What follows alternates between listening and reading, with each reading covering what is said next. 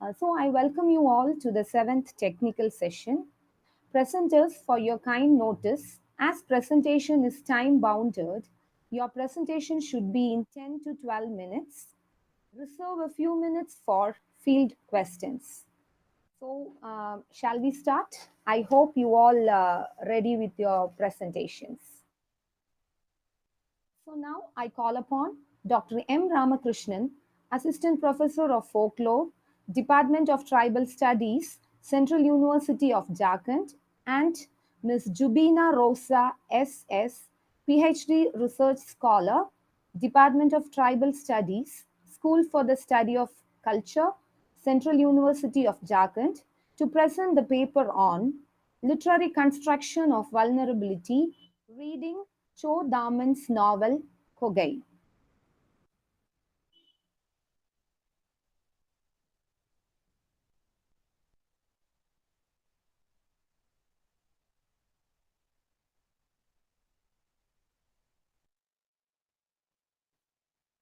Miss Jubina, are you there?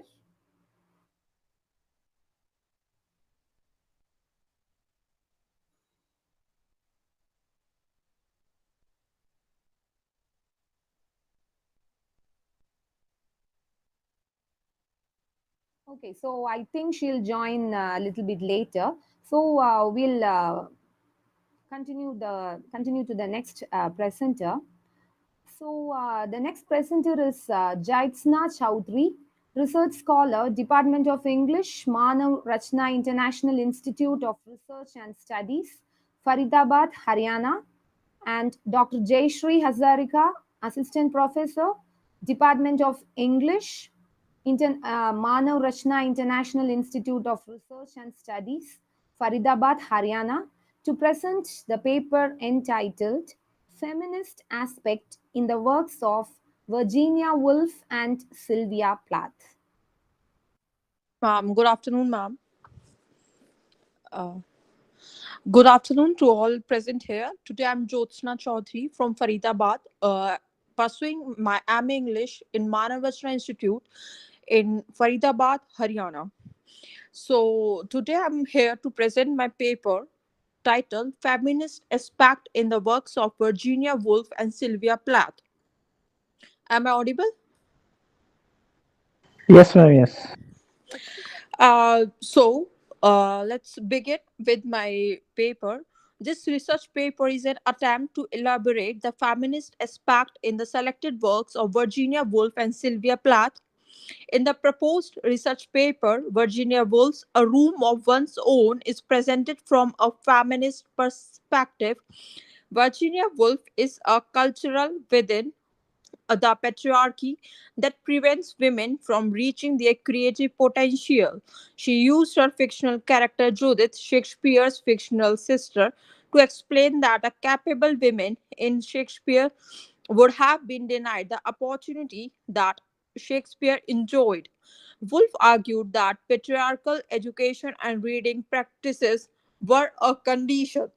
My room retains the original feeling that a woman talks to a woman. Now, let's talk about Sylvia Plath's poems, which includes feminist aspect, that is Widow. Widow is a poem by Sylvia Plath about the sadness and suffering of the widow after the death of her husband. This poem is autobiographical but at the same time universal. Mushroom is another poem by Sylvia Plath about women's resistance to social acceptance. Mushrooms are a metaphor compared to women. The aim of this paper is not only to advocate women's rights but to raise them equally as men, irrespective of their caste, creed, and color. So, now let's give a short introduction to Virginia Woolf's life. Virginia Woolf, a lady whose workmanship so frequently managed ladies, communicated her perspectives on the persecution of ladies with force in her genuine. Her expositions, life stories, and books convey her profound worry about the socially forced inability of her sex. Contribution with questions in regards to the place of ladies didn't end with her genuine, be that as it may. Her books are overwhelmed by ladies who are worried somehow with the issue of their way of life as ladies. Virginia Woolf is equipped for delivering the ladylike cognizance with fragile awareness. The intermittent topics of her fiction are connected with her very own contentions as a lady and craftsman.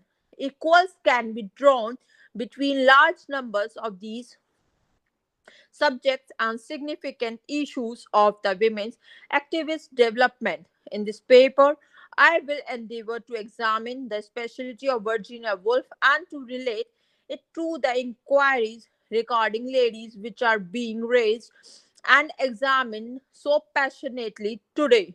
Woolf was born on Jan 1, 1882, as the third offspring of Sir Leslie Stephen, the manager of the Word Reference of Public Account, and his subsequent spouse, Julia Duckworth. Virginia experienced childhood in London with a sibling, confidential illustrations in Latin and Greek, which were not normal to Victorian young ladies, and examples in her dad's library.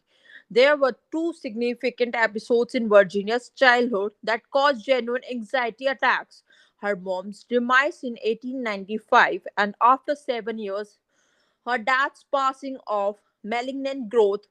In the wake of recuperating from this psychological emergency, Virginia partook in her new freedom, venturing out to Spain and Italy, joined by her sister Vanessa and a sibling Toby, who later passed on from typhus. Virginia got back to London, where she gets to know with Leonard Woolf, subsequent to getting his in 1912. Leonard found that Virginia not just would not have sexual relations with him, yet that there were many faults before long, including a few self destruction endeavors. This psychological instability endured all through her life, generally showing up in no time before her most recent novel was finished. In 1918, Leonard and Virginia Woolf distributed the main version of Virginia's brief tale Key Nursery, and her initial two stories, The Voyage Out and Night and Day, were distributed in 1915 and 1990. Showed up Jacob's Room 1922. She was welcomed to a talk and went to the US to get public honor. However, when she became renowned, Virginia said, "Two talks at Cambridge College I just did." At the point when she really lost the longing to compose, she thought of her last book between the demonstrations, as her psychological state turned out to be increasingly unsound and the conflict kept everybody occupied with different things. Nearly finished, the word I has vanished. There is no crowd and reverberation. It's essential for death. She suffocates in the street in January 1941 and ends it all. So, uh, now here we'll talk about a very small introduction over the life and works of Sylvia Plath. Sylvia Plath, she was born on 27 October 1932 and died on 11 Feb 1963, was an American poet, novelist, and short story writer.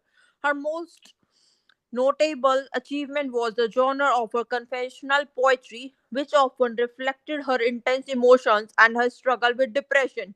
Despite her complex background in life, she has won her posthumous Pulitzer Prize and continues to be a popular and widely studied poet. Sylvia Plath is one of the writers who has endorsed femininity in all the walks of life. Even in her poems called Sylvia Plath's Feminism, she sees women as equal to men. She raised her voice against the rule of men. Sylvia always believes that society is depriving women of their legal, ethical rights. Society should give women the same status as men. As a woman, she feels responsible for fighting for women's right. In Widow, Sylvia Plath explores the sufferings of women who suffers the death of the man who is closest to them. She portrays the pain that widow feels after her husband's death and relates it to her own troubled relationship. Widows are pictured as suffused with immense amount of sadness. They devote their lives to the memory of their departed husbands and are lacking hope and positivity about their present lives. Plath split from her husband, who was English poet Ted Hughes, when because of his adultery, so she is not writing autobiographically about widowhood. However, she may have felt stranded, lonely, and obsessed with her disloyal husband after their separation. Plath may also be exploring the connection between being a widow and a victim of adultery. In her poem Mushrooms, Plath sees mushroom growth, determination, and population growth as a women's struggle for status, self rule, and sovereignty, as she sees the inescapable controlling of the majority side by side. So now let's talk about what is feminism, that is women's rights as indicated by Virginia Woolf.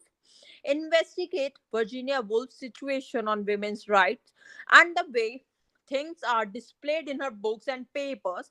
We first need to characterize what women's liberation by and large means, more than men, and developments to help them. Nonetheless, there are likewise different types of women's rights. For example, social women's liberation, maverick, or liberal women's rights, and moderate women's rights. What they all share for all intents and purpose is that they have a similar beginning. That is, to cause to notice the issue of segregation among people in various social and confidential issues. The women's activist development started as soon as the 1900 years. Yet the presence of ladies around then didn't create as quickly as out in the open, working to life.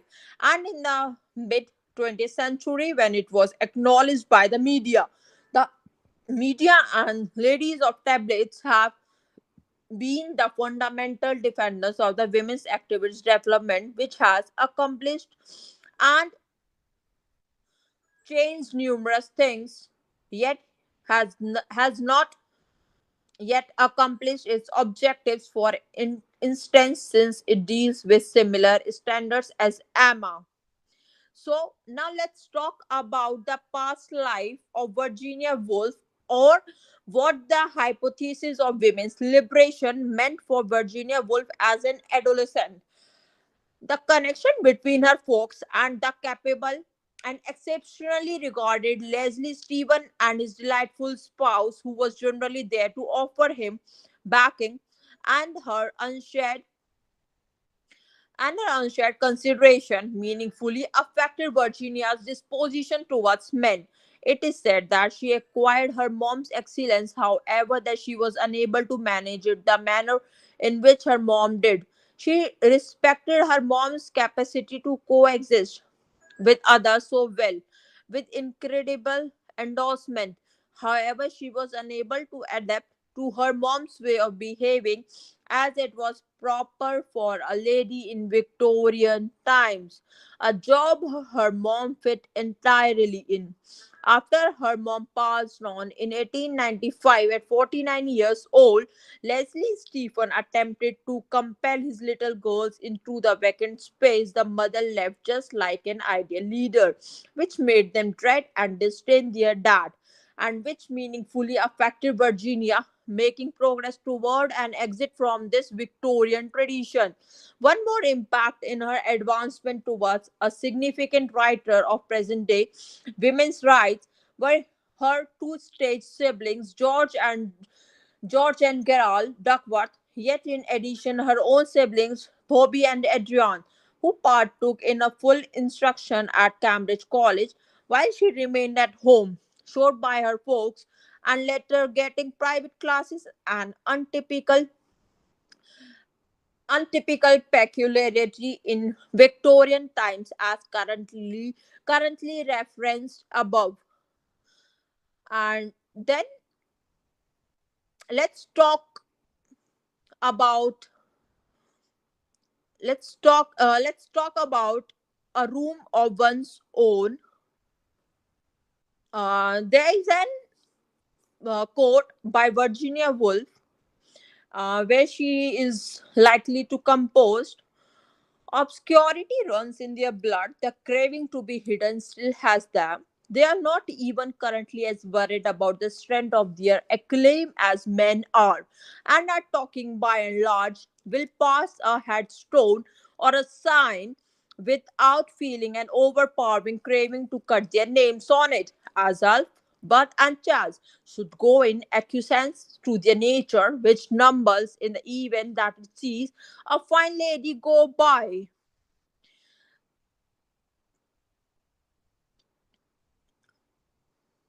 Virginia Woolf can be viewed as quite possibly the earliest women's activist, not in the legislative issues feeling of the term, but rather as a scholarly individual who lived on her skin, a mentality not normal in her womanliness, a marital bond free by the abusive plans liabilities paid to the spouse, and surprisingly the enthusiasm of adoration toward an individual of a similar sex, lived unafraid, unconcealed, longing of ladies committed to enter to autonomy, which have consistently encountered a state of accommodation and non-instruction.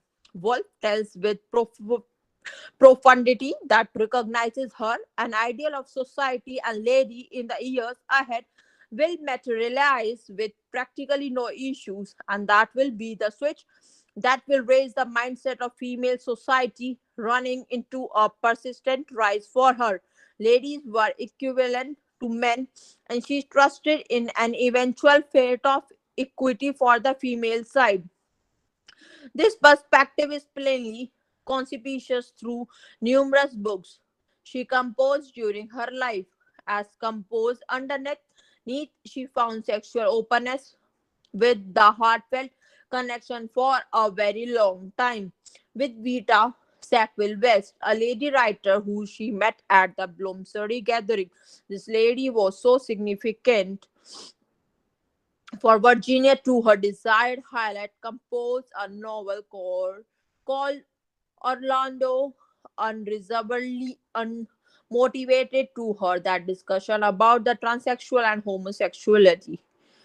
Wolf can be made sense by the way that each individual owned two attributes, as Freud composed ages ago in his works. Her philosophy was so present, assuming you contemplate every one of the five that currently occur for the acknowledgement of homosexuality as typical physical and moral tendency. This psyche is positively and extremely baffling organ about which nothing whatever known, however we rely on it so totally.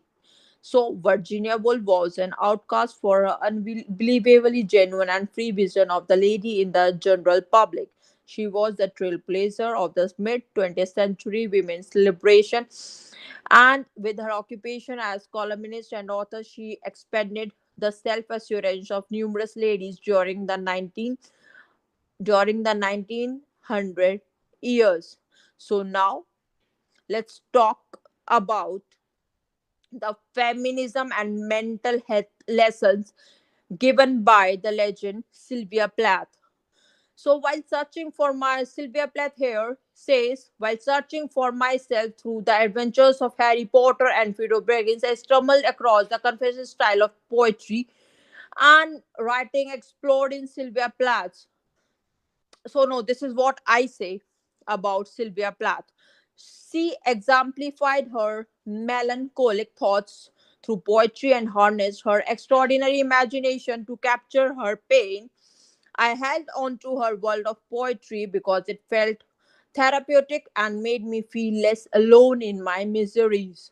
Reading more about her life later, I found out that she had been a gifted child who, like me, had felt crushed under the weight of age-old expectations of maturity. Plath, like me, didn't understood why she had been steeped in the make believe of fairy tales where real life was nothing like it. Sadly, Plath lost the fight to her demons and died by suicide at the age of 30.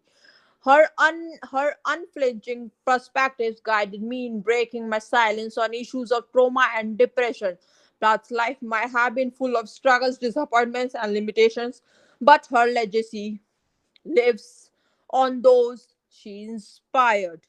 So, the conclusion of my paper, this study places particular emphasis on the contribution of feminism to women's lives and what women should have on an equal footing. Undoubtedly, Virginia Woolf and Sylvia Plath used different types of imagery, metaphors, and symbolism to emphasize feminist themes in their works and poetry. Her work, her work reflects her childhood life. Sylvia Plath was one of the people whose problems and troubled life not only led to her suicide but also influenced most of her work. Sylvia Plath's poems often deal with the dark themes, reflecting her problematic relationship with her father, female oppression, and her own experience of depression. There is no doubt that the wolf left her mark in the literary world, but one of the biggest of these is that of her campaign.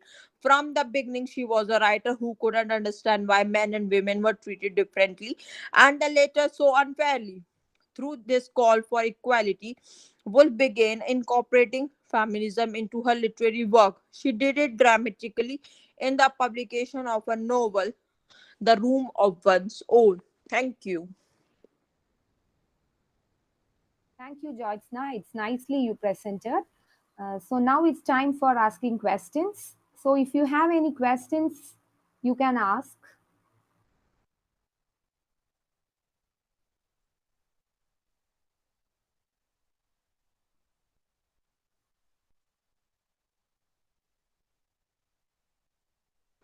Hello. Yeah, I think no questions. So I'll move to the next presentation. So now I invite Mr. R. Jayakumar, PhD research scholar, Department of English, Annamalai University, Annamalai Nagar, Chidambaram, and Dr. T. Devasigamani, Associate Professor, Department of English, Annamalai University, Annamalai Nagar, Chidambaram, Tamil Nadu, to present his paper on Female Subjugation in Sivahami's The Taming of Women.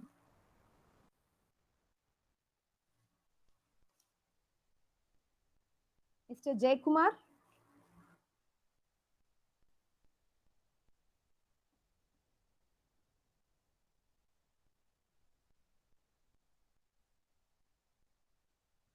Okay, so the next presenter is Miss M. Nantini, MPhil scholar in English, ST Hindu College, Nagarkoil, to present her paper on bullying, depression, and suicidal thoughts in Nick Waichu's Life Without Limits. Over to you, Nantini.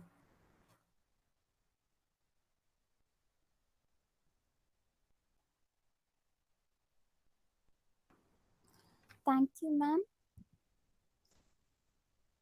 Good evening, one and all. I would like to talk about Nick Vujicic's Life Without Limits topic and his autobiographical elements. Bullying, depression, and suicidal thoughts in Nick Vujicic's Life Without Limits. Nick Vujicic was an Australian evangelist and he was born with a disability called Ocambia, which means a person with the absence of limbs. So, limbs, Boris and Daksha, they are the parents. They feel uh, very miserable when he was born, and living with a disability can create serious problems among the family members, friends, and even in the society.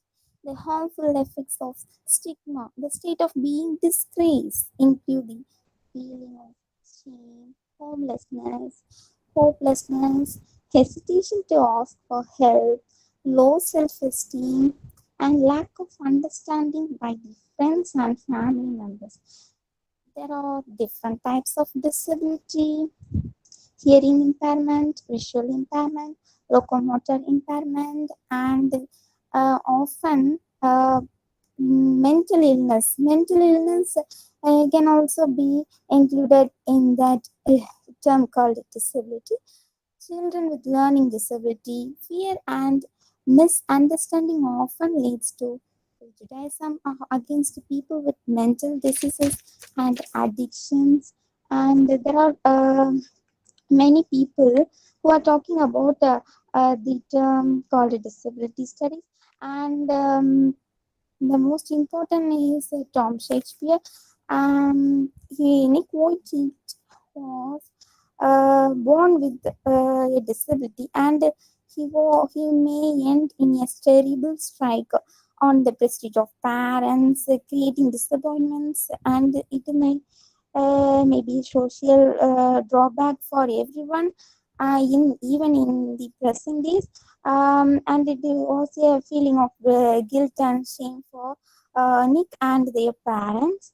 Um, and the most important thing was even Nick quotes that even so, when my mom told me that she didn't want to hold me after I was born, it was hard to take, to say the least. I was insecure enough as it was, but to hear that my own mother could not bear to look at me was horrible. No, as a boy, he spent many nights requesting God for limbs.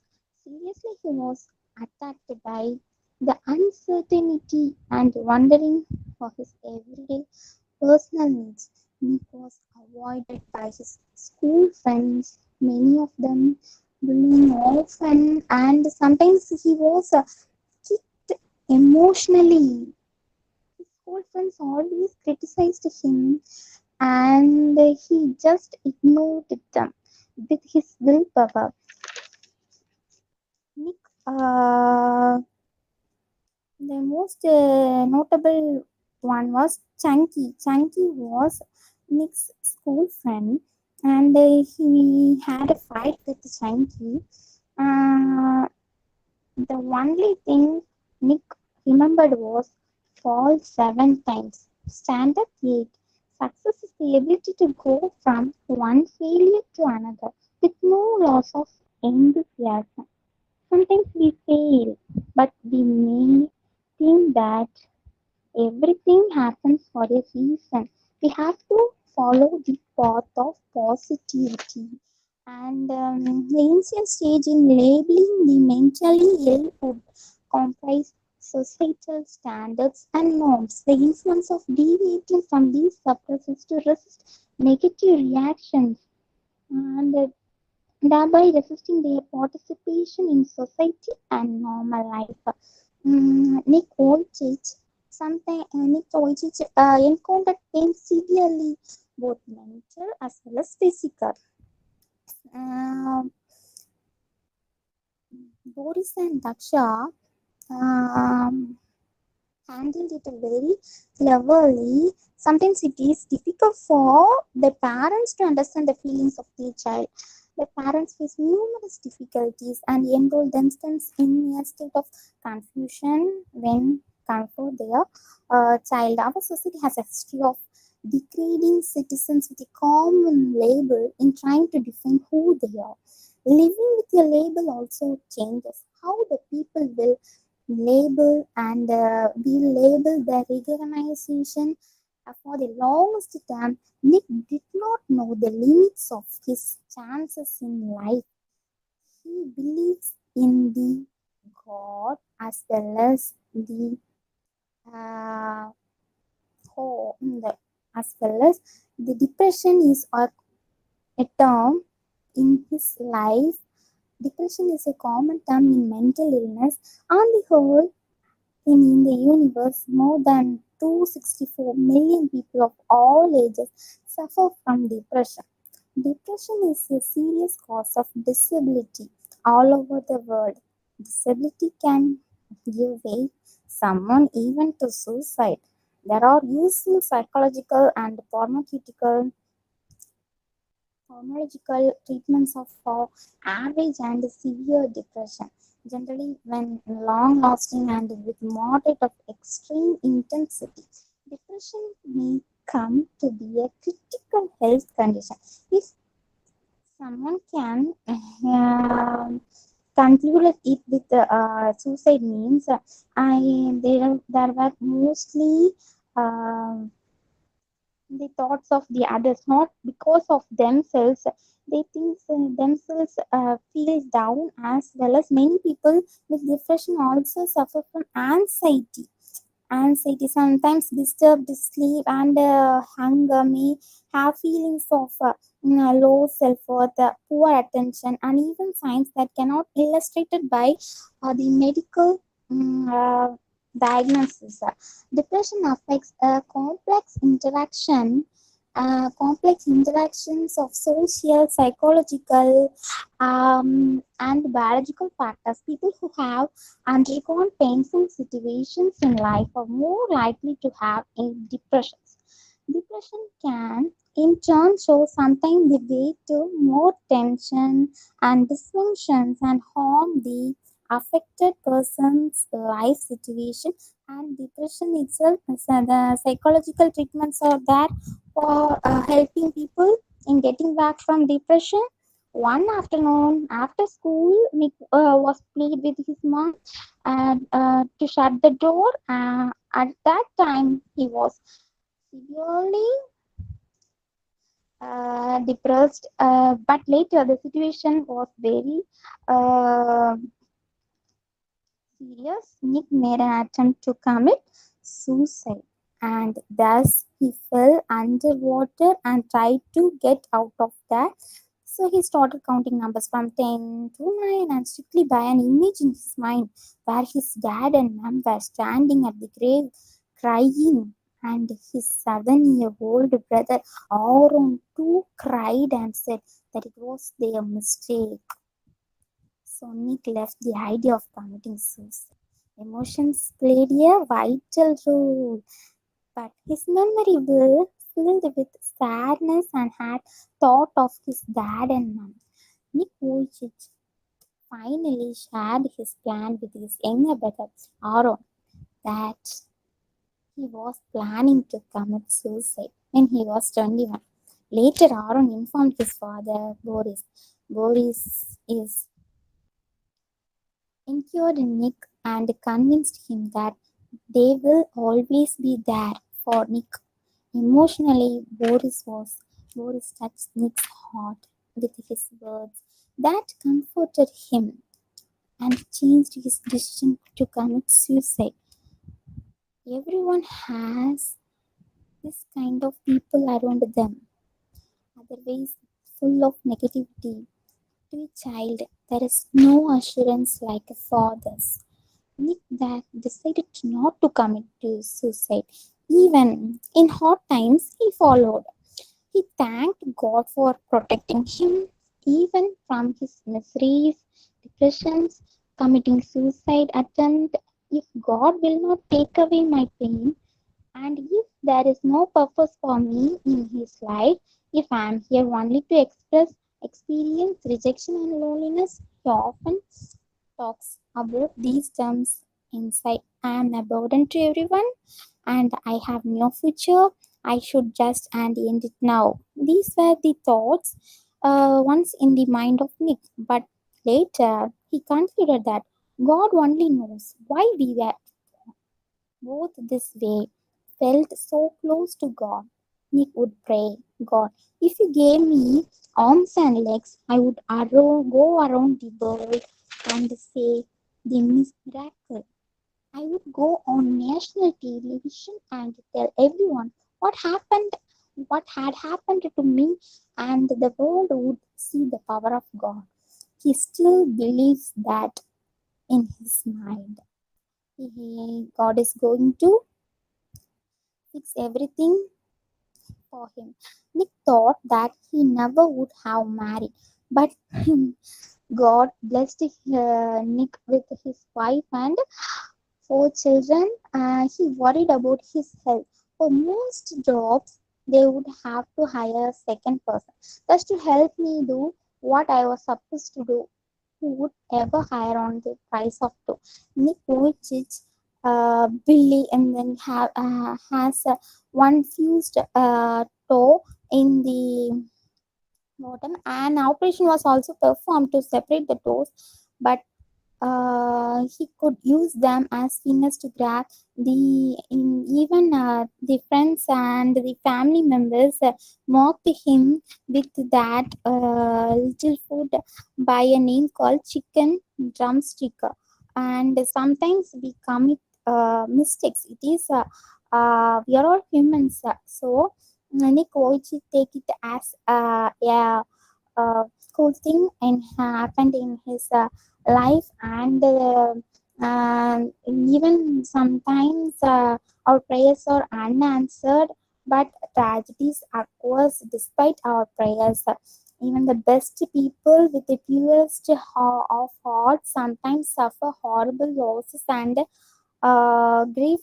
We feel alienated and untrusted, but have faith in God and follow the path that is up to the mind of people. Self-respect and the emotional support from the family and friends play a vital role in the participants. And the most important thing that Nick chose was the thought of the emotional bond between his family members. Uh, the society disgraced Nick, but the emotion between the family members safeguarded Nick also from committing suicide. Five positive stages one could recognize is the need to change. There is a need to change, envision some new thing in life, letting go of the past, getting settled, and growing because everything is temporary.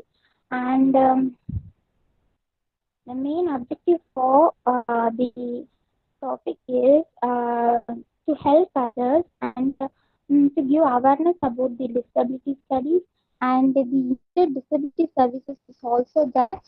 There are many non-profit organizations. Even Nick also had this organization with him, and he travels throughout the world and teaching everything with the grace of God.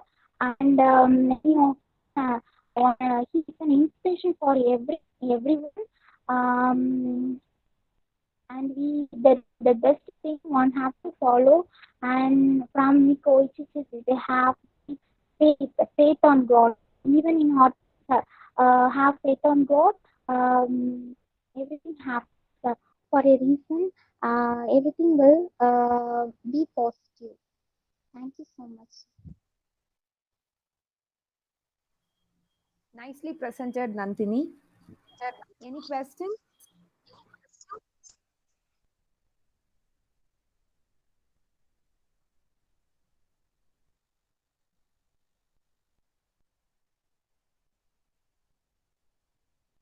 Yeah, I think no questions. So thank you, Nandini.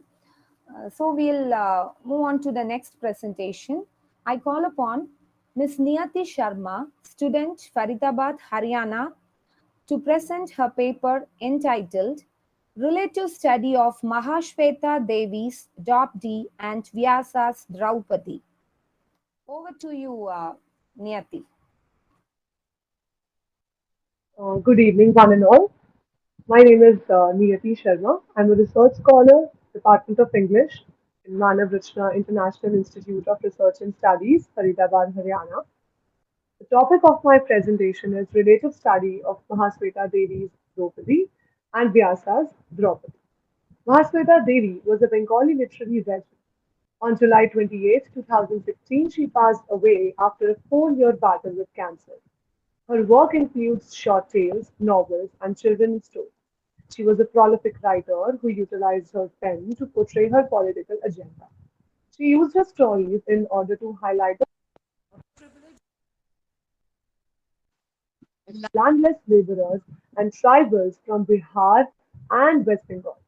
The short story of Draupadi from her short story collection, namely Best Stories, was my first experience with her writing.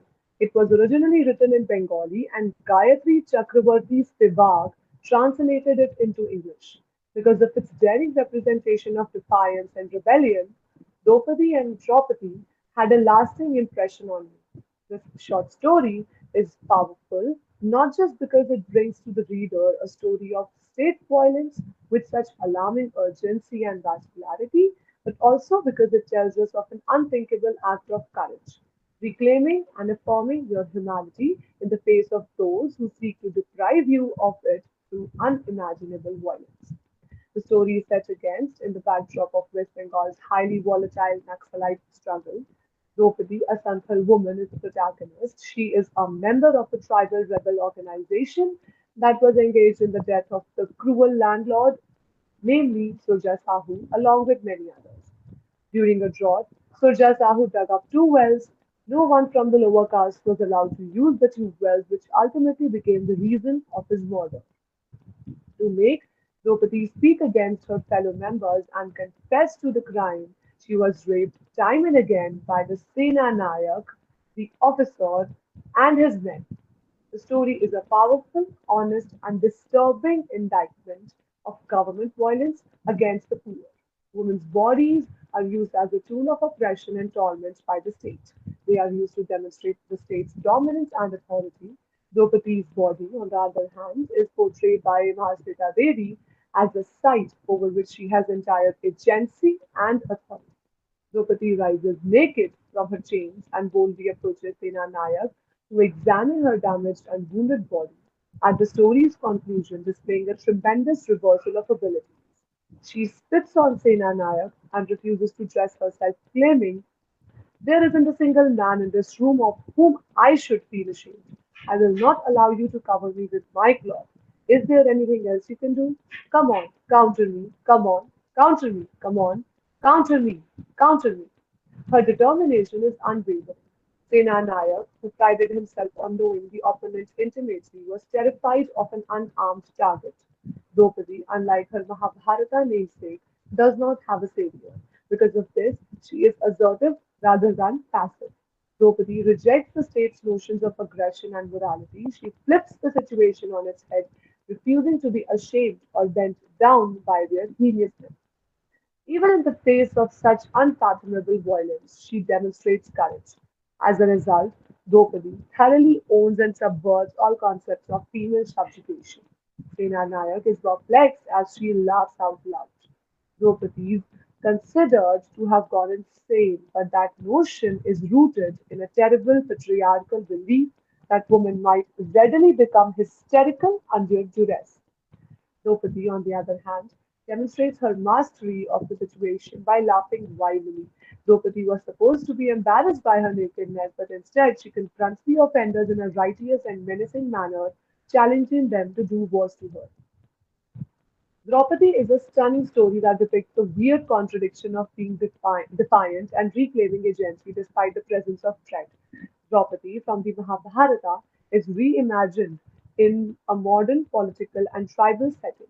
Mahasweta Devi does so by shedding attention on the tribal populences, language, music, beliefs, and ideas which are mostly ignored by the mainstream political imagination. This leads to the erroneous belief that religion and customs are homogeneous. Draupadi is a powerful story that shatters all of our political illusions. If Draupadi was colonized twice by patriarchal society and the colonizer, Draupadi is colonized three times because she is racialized by the upper castes and classes, in addition to these two layers of subordination. Devi develops a counterpoint between the two characters in her reproduction of Draupadi. The epics Draupadi, like the Ramayana's Sita, is a heroine of Indian culture and literature. Draupadi, unlike Draupadi, is of high caste and is one of India's few cases of polyandry, as she is shared by the Pandava family's five brothers. If Draupadi had a monogamous marriage, on the other hand, the police officers raped her repeatedly after her imprisonment, which ironically brings her closer to the image of Draupadi. Both ladies have been involved in violent situations that have been brought upon by men. In the instance of Draupadi, her eldest husband, who had a weakness for gambling, had bet her in a dice game and was about to lose her. The chief of the Kaurava family, enemies of the Pandava family, treated Draupadi as a prostitute and believed that it was not shameful to strip her in public because the Vedas do not sanction polyandry. Draupadi made a request to Lord Krishna and he covered her with an infinitely long fabric each time King Kaurava pulled her side. Mythological reinterpretation of Mahasweta Devi's Draupadi Najahan and Mahabharata's Draupadi. As a typical demonstration of phallic authority, Draupadi tells Sena Nayak that he ordered her to be stripped, attacked, and tortured.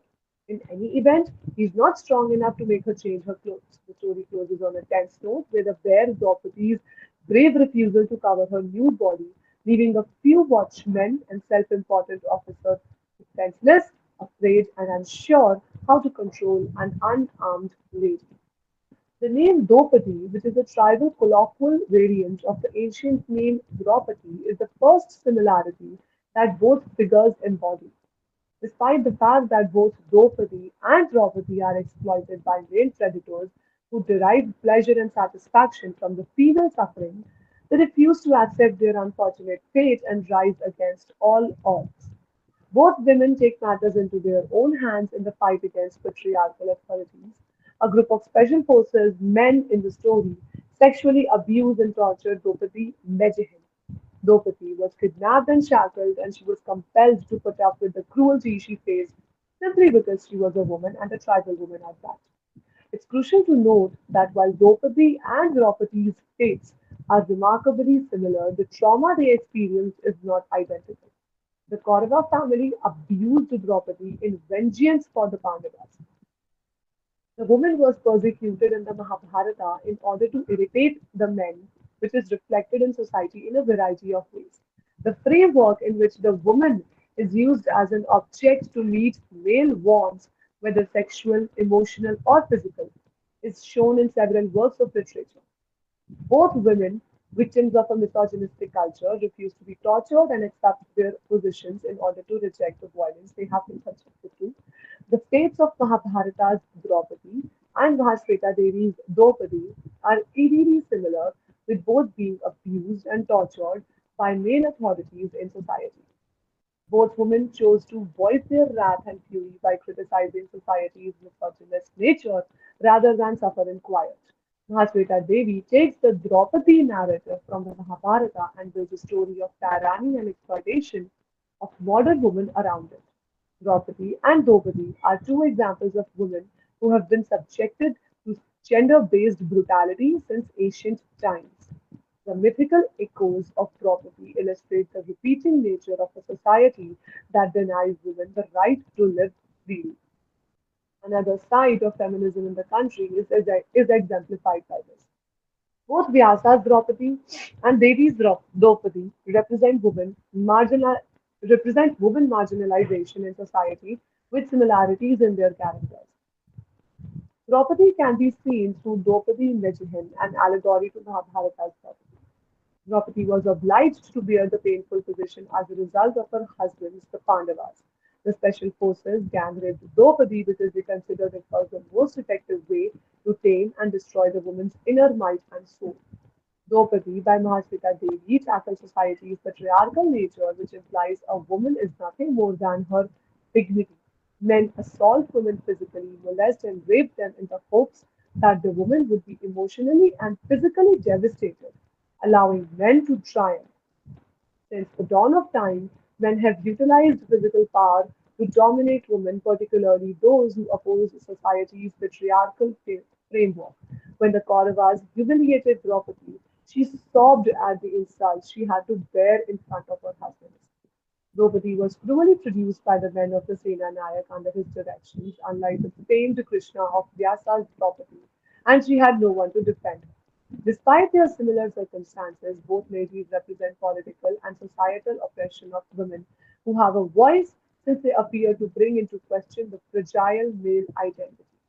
Draupadi Majihan is presented at the start of the tale as the personification of bravery and might, and this is maintained throughout. To get the information they wanted, the men decided it was necessary to strip Draupadi of her modesty. Draupadi's predicament would have been different if the environment had been different.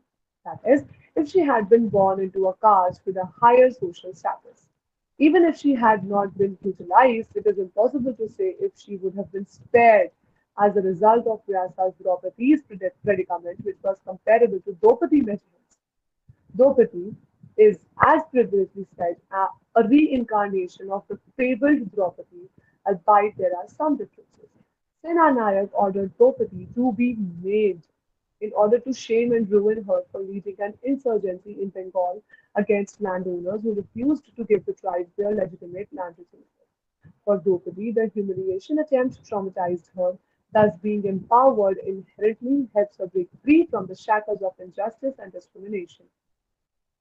After regaining consciousness after the incident, Draupadi washes herself and refuses to be clothed.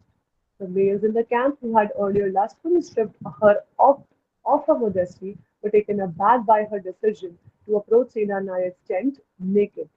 The horrified and incredulous body is cheered. In the next morning, when they see the mutilated body they had lustfully slaughtered the night before. Among the submissive, docile, and humble ladies, the female character's strength jumps out. In the current analysis, it appears that understanding the requirement to react to traditional assumptions is important. The men were repelled by Draupadi's conscious display of her naked and injured body, as they were unable to accept Draupadi's courage and fortitude despite the harm they had inflicted on her. Vyasa's Draupadi, shrieking her revenge for all to hear, and the men in her life carried it out. Despite the fact that Draupadi is often portrayed as the symbol of feminine and female power who spoke out against gender based violence, she chose to involve men in her fight against her molesters in the name of male ego and power politics. Draupadi Mejihan, on the other hand, does not wait for a man to save her. Instead, she rises to the situation, fearless and bold. The men were only able to strip Draupadi of her clothes and modesty, but they were unable to remove her identity and integrity. Draupadi confronts the man who wanted to kill her merely because she was a woman from the lowest caste who dared to speak out against the persecution of the defenseless and needy. The forerunners of female insurrection against male oppression, Vyasa's Draupadi and Mahasweta Devi's Draupadi exhibit empowerment via their actions. Both the female characters illustrate women's suffering while also giving them a platform to denounce the ugliness of Indian society.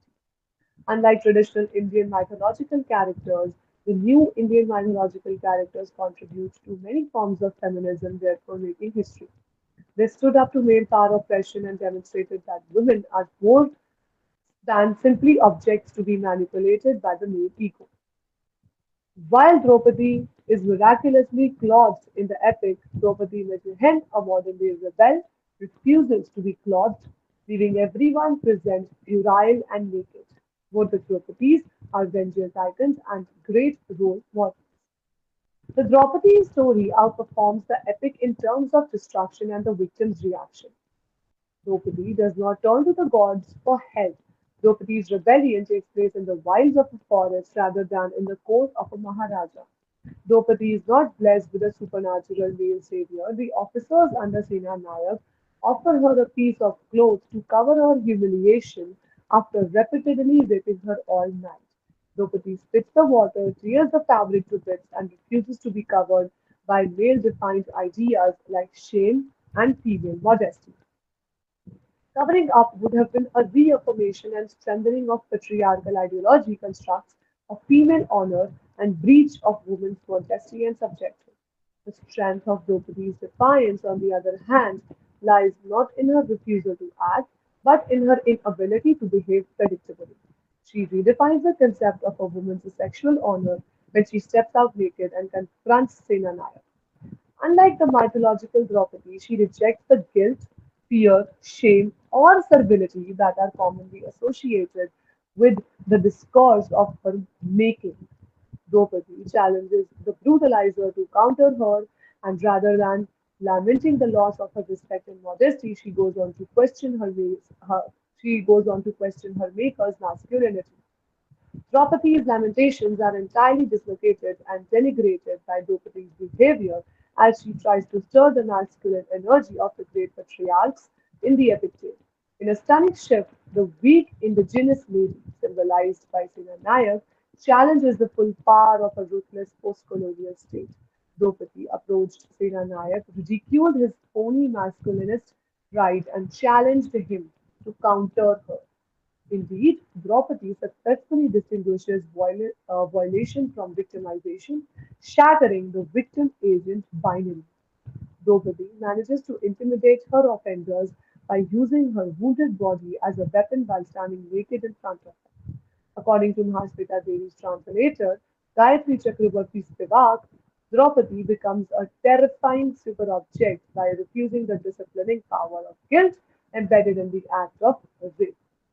While concluding, we here see that Devi's writing transcends beyond a linguistic and aesthetic act to become a political act against forms of gender and racial oppression. In this case, of a marginalized community such as the tribal in India, as revealed by the story's theme and style. Spivak's translation, in turn, is a form of resistance in that she emphasizes the importance of spreading the story of a marginalized community's suffering throughout India and internationally in order to serve as an example to the many women who are oppressed by patriarchal society as well as to other marginalized groups. The literary work and its translation become an alternative discourse that recreates the identity of the tribal subjugated while problematizing and deconstructing the Indian nationalist narrative thanks to the collaboration of the author and the translator. Thank you, everyone. Standing presentation, Miss Niyati. So, any questions?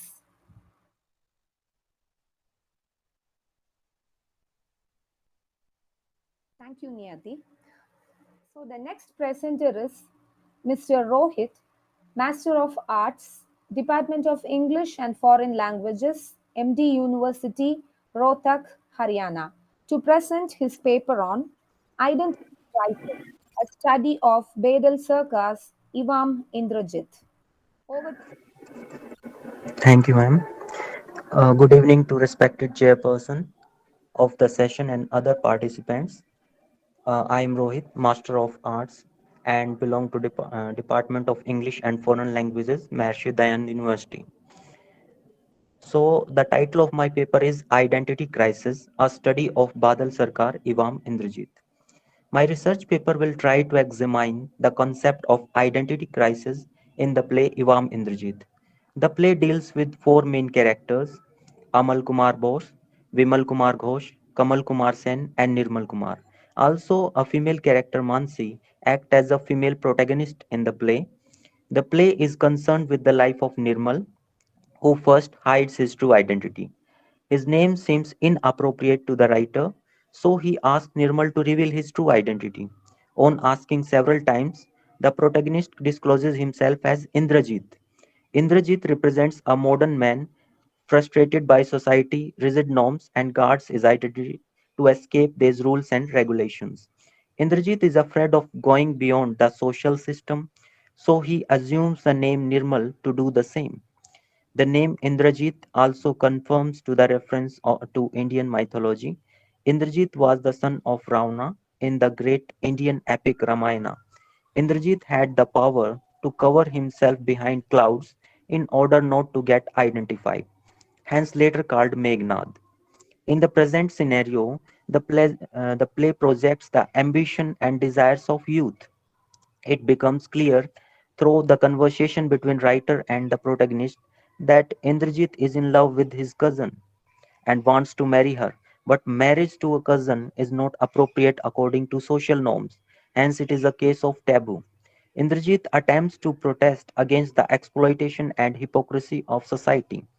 He decides to disregard the rules set by society but doesn't get support from Mansi.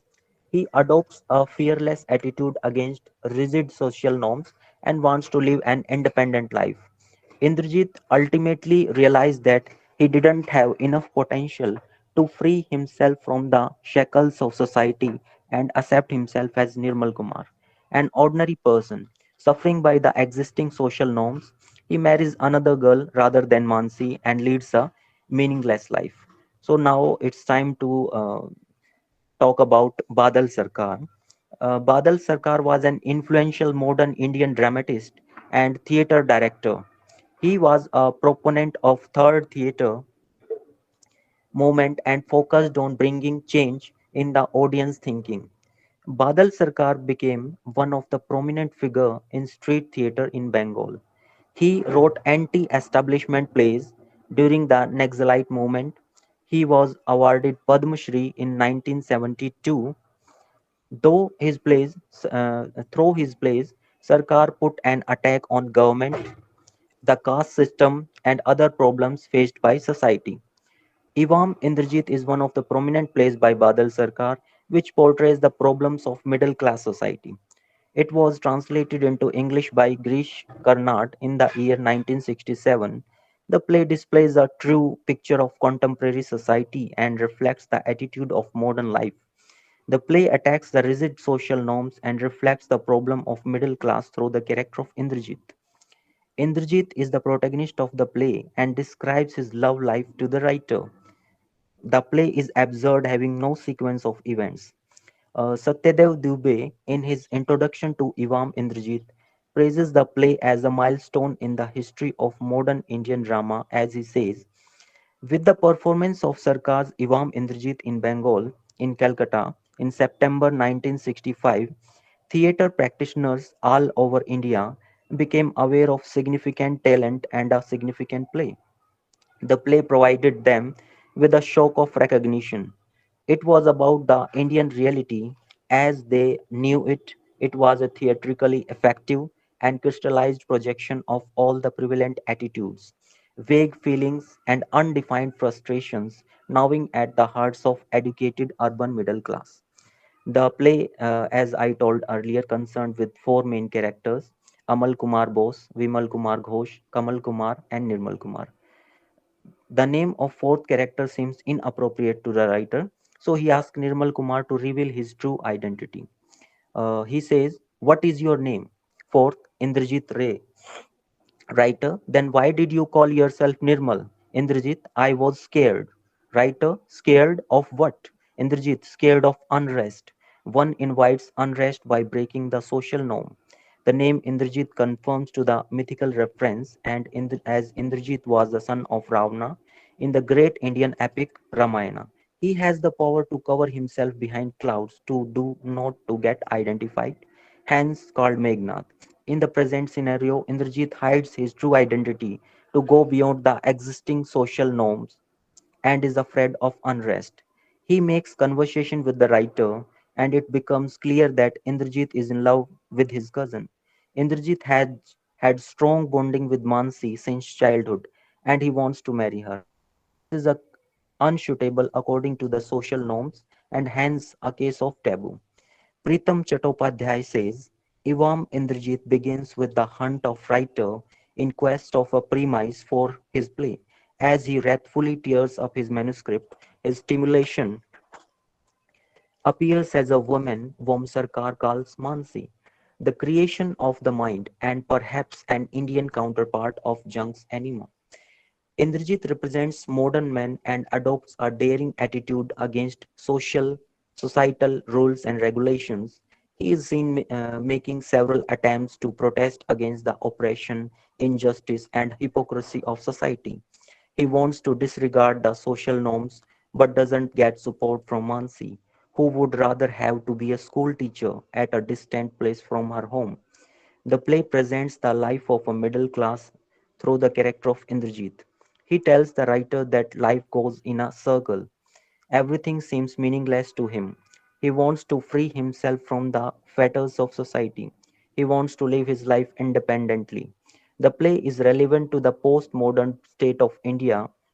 It projects the ambition, desires, frustrations of youth in convivial society.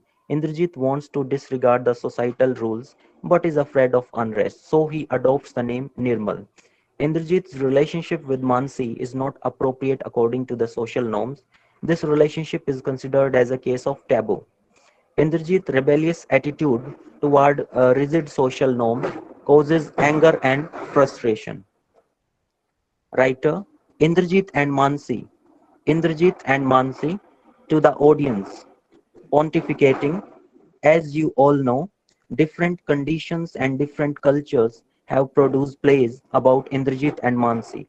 Mythical plays, histories, social plays, comedies, and tragedies of all kinds, hordes of Indrajit and Mansis have appeared from all levels of society, in all forms with all possible names. And it's difficult to say what joys and sorrows, what meetings and partings, what pride and hatred, what mental blows and reactions have shaped their play.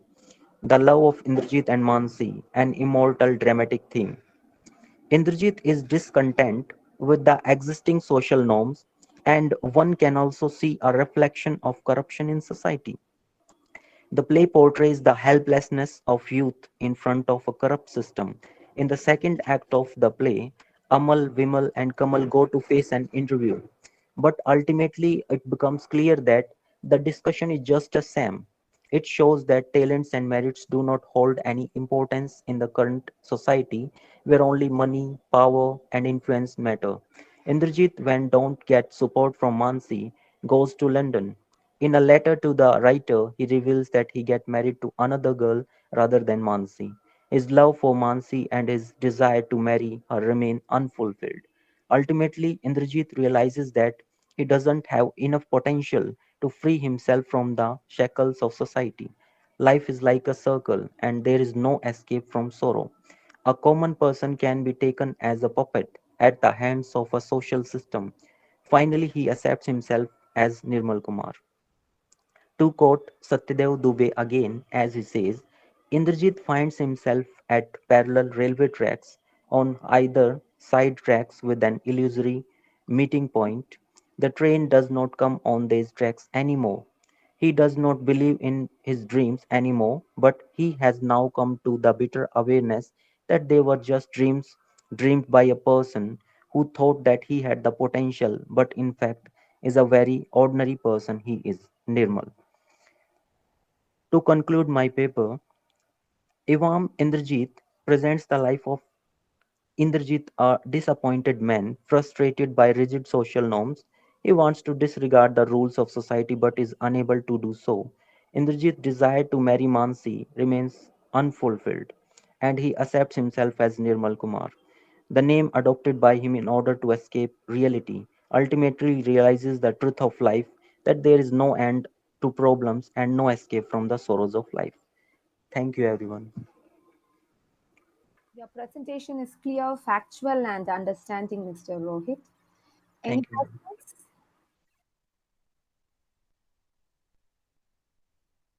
Yeah. So thank you, Rohit. Um, so Miss Jubina Rosa SS research scholar to present her paper on literary construction of vulnerability, reading Chodaman's novel Pogai. Excuse me, ma'am. Thank you, ma'am. Can you hear me? Am I audible? Yes, you are. Hello, ma'am. Am I audible? Yes, you are audible. Okay, ma'am. Thank you so much for the uh, um, 1 second. Thank you, ma'am. So my paper is titled as Literary Construction of Vulnerability, reading Joe Derman's novel Kogai. So this paper is basically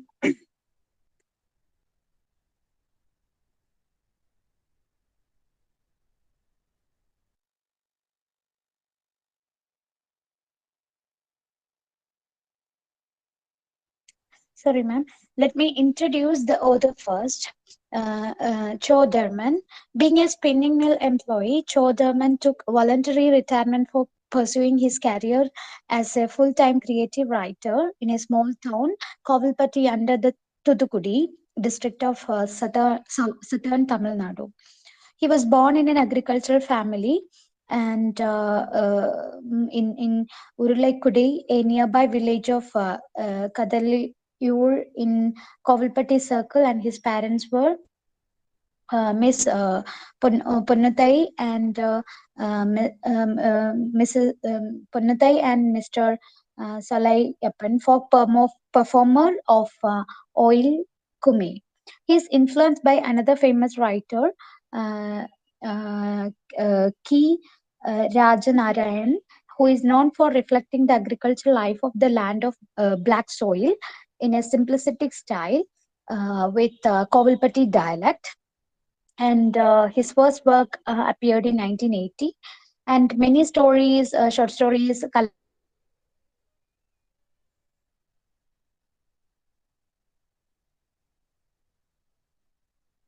collections he has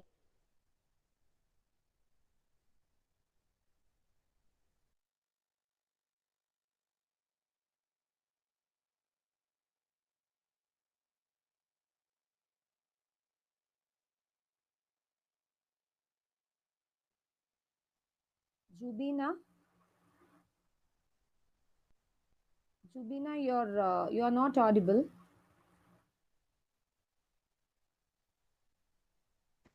Jubina, you're not audible.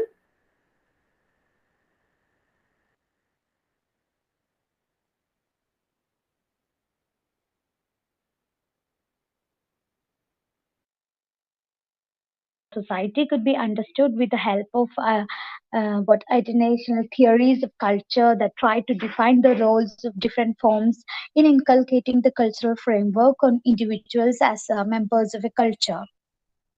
So, um, so here, let me concentrate on the topic. So, is there any change in the role of literature in the modern society, or could it be right to speculate a diminishing role of literature in contemporary society? Certainly, one cannot give a positive or a affirmative answer to both the questions, since literature and literary forms continue to serve the human society with more responsibilities. So, with the help of a narrative point of view introduced by the writer, literature advances towards achieving the set goals, and readers could even discover the dimension of human nature and different emotions expressed in various situations. Though the literature has greatly contributed to human civilization by shaping, developing, and catalyzing it through its reflection, presentation, criticism, etc. So, literature is constantly being entrusted with more functions and responsibilities in the wake of society becoming complicated with human crisis.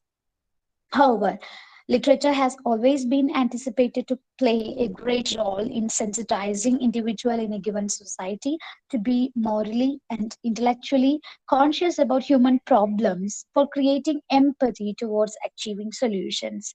More than that, the writers must be able to transfer their self-awareness of human problems onto the readers with the help of some literary tools like metaphors, okay, which will orient the readers towards the characters with empathy. So the challenge in constructing characters with different emotions is actualized with the help of literary tools, as mentioned earlier, and the readers are exposed to various situations within the single plot structure, and finally they are being driven to have reflections by navigating through complex social relationships. So here metaphor, Kogai the owl, or the Kogai is the title of the work, and Kogai means what, owl, and the bird owl. So here the author writer is used it as a metaphor. Metaphor, you know that metaphor is an important literary tool which plays a significant role in enhancing the writers in actualizing what they have already realized. And a brief introductory note is there, but I'm not reading the entire paper. So the main objective of the origin, let me move on to the next, because so many things I am not presenting the details on the metaphor and its definition just like that. I'm not mentioning all these things, but I'm directly, let me move on to the uh, um, paper. So here the Joe Thurman and his first encounter with Kogai, the self-explanation as a literary tool by which the writer could comfortably explain the reason for or justify why some of the narrative elements have either been included or excluded or omitted. Or at least giving the reason for a researcher's selection of the name Kogai, as far as this text is concerned. And a childhood anecdotal experience given by the writer establishes the ground of justification for the claim that the owl metaphor is not developed out of his bookish reading and imagination. Rather, it is an outcome of his childhood observations and awareness with inputs from his father. And he recalls some things from his own childhood, like let me quote, almost 40 years ago, on a hot afternoon in the month of Chitra, that means Chaitra month, many kinds of birds, including crows, mynas, kites, etc., were flying towards the neem tree, ground in ground in writers' Punjay means agricultural dry land. When he looked at with surprise, his father told him there might be a Kogai. When he was asked whether he had seen Kogai ever before, he replied negatively.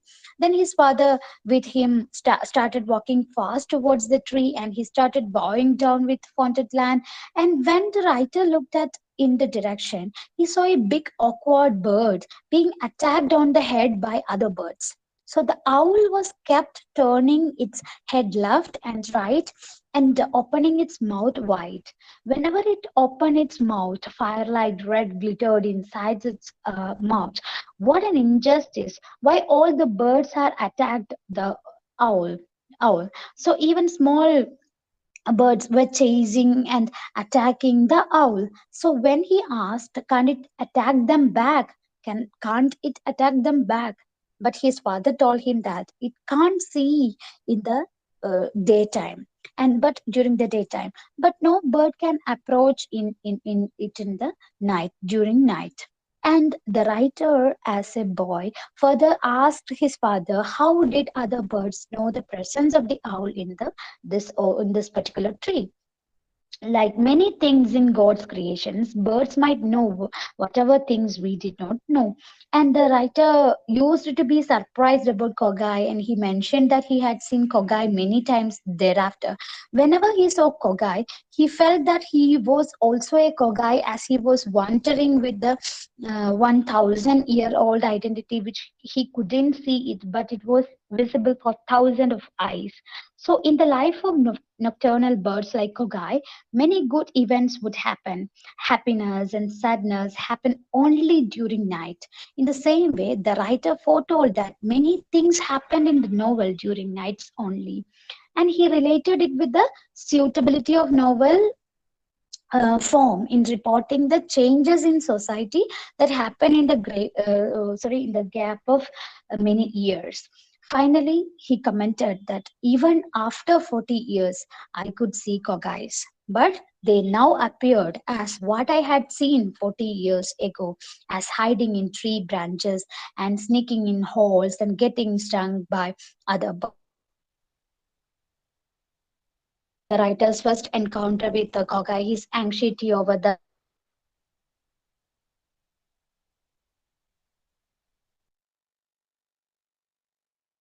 unchanging condition of the life of the Kogai even after 40. So in the process of making Kogai as a metaphor, he maintains a parallelism between the narrative events and the description of characteristics and life of Kogai. So the story is set in the Jamindar period, that is the period immediately after the independence. So the events that are conceived as happening in the early part of the post independence are showing similarities with the events that happen in the current social settings. So during the late 80s, 90s, some of the districts in Tamil Nadu faced atrocities by the caste Hindu communities on oppressed communities, and some of them witnessed a stiff resistance and retaliation from the other side. So the unforgettable and unforgivable incident is the many things happened. Violence also happened in that era, and during 1995 and around like what many incidents, violence happened there. So here the what and unchanged plight of the oppressed communities has been very well symbolized with the help of the time shift, and it is clearly stated in terms of the life condition of Kogai. Though the owl is powerful at the night, it is a weak bird in the daytime, and it has its own practices, independent identity and appearances that have been described throughout the novel.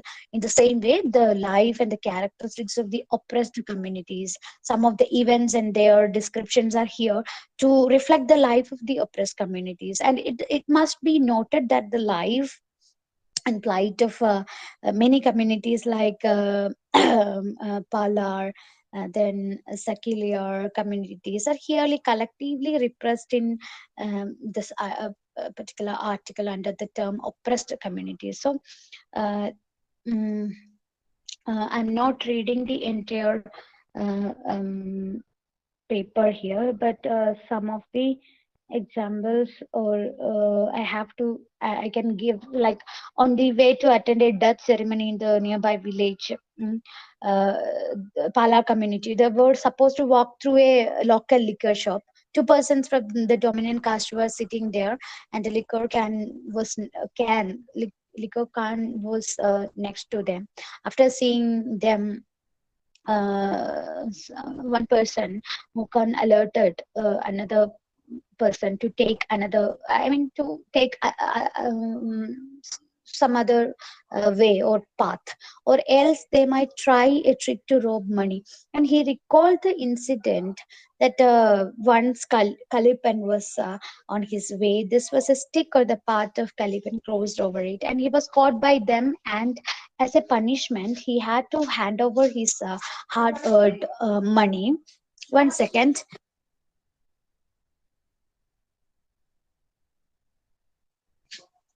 Okay, sorry for the disturbance. So, mm the low caste people were engaged as a messengers to inform the death of any dominant community members to their relatives living in a nearby villages. Then there were no transportation facilities, and the dominant communities used bullock, which was prohibited for the low caste people, forcing them to walk for miles. So, so many incidents are there described and narrated here. So, in the full paper, it is. I mean, I'm working on the full paper, so it is there in the full paper. So I'm winding up the session. Uh, so actually, it is a combined paper. My supervisor is no, I think he's not here. He is supposed to present the paper, but unfortunately, here in Jharkhand, Ranchi, it's raining here, so that the network problem also here. Sorry. Yeah, okay. Thank you, Jubina. So the last Okay, ma'am. for Mr. Jay Kumar, research scholar from Annamalai University, to present the paper on female subjugation in Shivagami's The Taming of Women.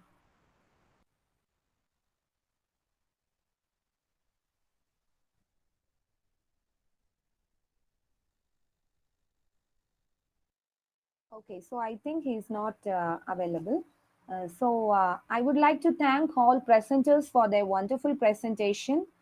Congrats and wishing you success for your forthcoming endeavors. I thank all the organizers, and my special gratitude goes to Dr. Regin Silvest for giving me this opportunity. Thank you.